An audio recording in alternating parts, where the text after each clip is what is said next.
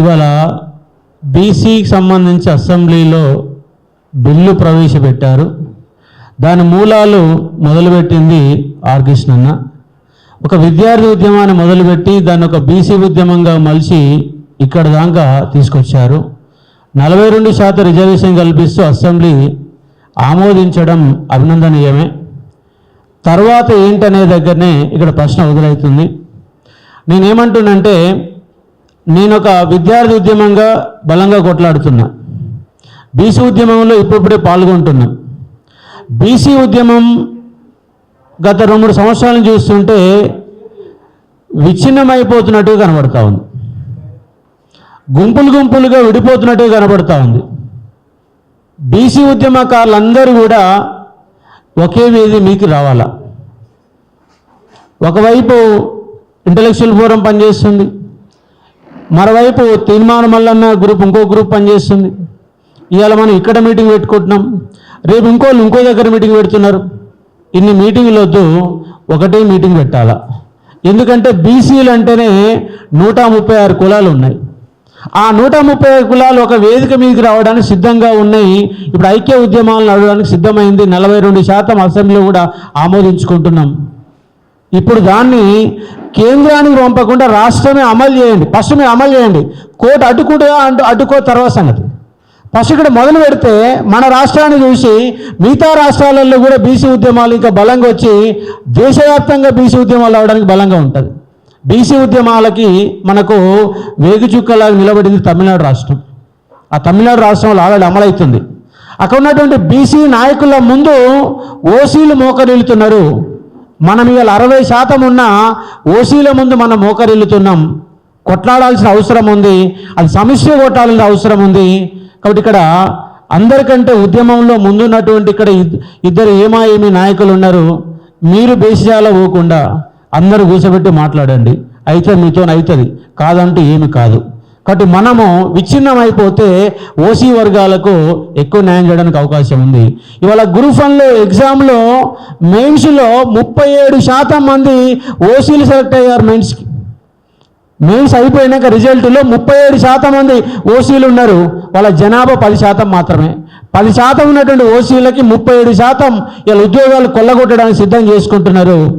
ఇవాళ వాళ్ళు ఏ ఉద్యమాలు లేకుండానే ఈడబ్ల్యూఎస్ ఆమోదించుకున్నారు. మరి ఇవాళ రాష్ట్రంలో బీసీ కోడ్ అమలవుతుంది కదా. మరి బీసీ కోడ్ అమలు కావడానికి ఎవరు చట్టం చేశారు? మన ఆంధ్రప్రదేశ్ రాష్ట్రంలోని చట్టం చేస్తే అమలవుతుంది. దేశవ్యాప్తంగా లేదు, మన రాష్ట్రంలోనే ఉంది. కాబట్టి మన రాష్ట్రం ఇప్పుడు బీసీలకు స్థానిక సంస్థలలో 42%, విద్యా అవకాశాలలో 42% అమలు చేసుకునే అవకాశం ఉంది. బీహార్ లాంటి రాష్ట్రంలో ఉమెన్స్కి 50% స్థానిక సంస్థలలో ఇప్పుడు 50% అమలు చేస్తున్నారు.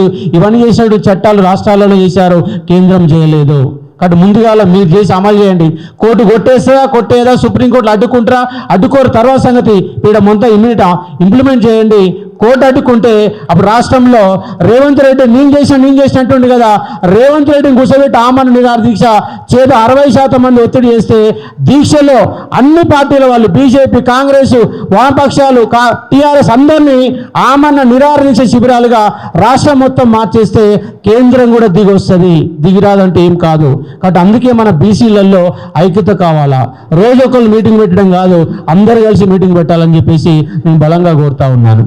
నా వంతు కృషి చేస్తాను. కాబట్టి కృష్ణన్నతో ఇంతకుముందు రిజర్వేషన్ల కోసం ఇబ్బంది కలిగినప్పుడు నేను కృష్ణన్న గారికి ఆర్ కృష్ణ దగ్గర పోయి ప్రెస్ మీట్ పెట్టించాను, మందకృష్ణ మాది కాడికి పోయి ప్రెస్ మీట్ పెట్టాను. ఎందుకంటే మన బీసీ వర్గాలకు అన్యాయం జరుగుతుంది, ఎస్సీ ఎస్టీ వర్గాలకు అన్యాయం జరుగుతుంది, మీరు నోరు మూసుకుంటే కుదరదు అని చెప్పేసి వాళ్ళు రిక్వెస్ట్ చేసి ప్రెస్ మీట్ పెట్టి మొన్న అసెంబ్లీలో దీని గురించి ముఖ్యమంత్రి చేత ప్రకటన చేయించి 2.5 లక్షల మందిని గ్రౌండ్లో ఉరికిపించాను. బీసీ ఎస్సీ ఎస్టీ విద్యార్థులను 2.5 lakhs. ఆ 2.5 లక్షల మందిలో ఇవాళ 6-7 వేల మంది టీఎస్ఎస్పీ కానిస్టేబుల్గా, ఏఆర్ కానిస్టేబుల్గా 6,000 మంది ఉద్యోగాలు పొందారు. ఇవాళ ప్రజెంట్ ట్రైనింగ్ అయిపోయింది, వాళ్ళు ఇప్పుడు డ్యూటీలో కూడా జాయిన్ అయ్యారు. కాబట్టి ఇక్కడ మనము బేసిజాలు పక్కన పెట్టాలా, అందరం కలుపుకోవాలా. ఒకటే కులం బీసీ అనే కులంతో నీ ఆ కులం నీ ఈ కులం నీ ఇక్కడ సమస్యలు ఎక్కడ సమస్య వస్తుందంటే నాయకత్వ సమస్య వస్తుంది. మొత్తం సాధించుకున్న తర్వాత ఎవరి నియోజకవర్గాలు వాళ్ళకే ఉంటాయి. ఒక నియోజకవర్గంలో ఒకళ్ళు ఏం పోటీ చేయరు, ఎందుకంటే ఆల్రెడీ ఎవరికి వాళ్ళే ఉంటారు. ఇప్పుడు నాయకత్వం రాష్ట్ర నాయకత్వం కాదు, అందరి నాయకత్వం, సమిష్టి నాయకత్వం కావాలా. ఆ సమిష్టి నాయకత్వం లేకపోతే ఓసీలు గత 70 సంవత్సరాల అధికారాన్ని పంచుకున్నట్టు ఓసీలు మళ్ళీ వాళ్ళ అధికారాన్ని పంచుకుంటారు.